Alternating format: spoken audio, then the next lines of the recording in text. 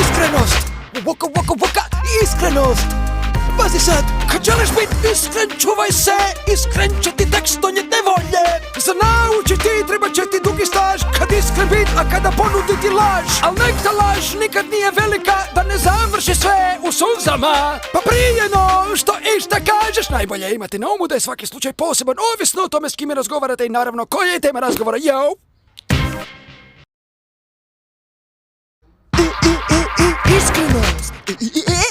Iskrenost.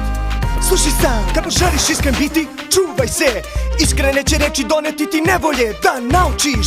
Treba će ti dugi staž kad iskren biti, a kad izreći laž. Al nek ta laž bude nevelika, znaš, jer suza će biti, neće ih kriti. Dakle, pre nego što kažeš išta, treba imati na umu da je svaki slučaj poseban, zavisno od toga s kim razgovarati i koja je tema razgovora. Iskrenost. Iskrenost.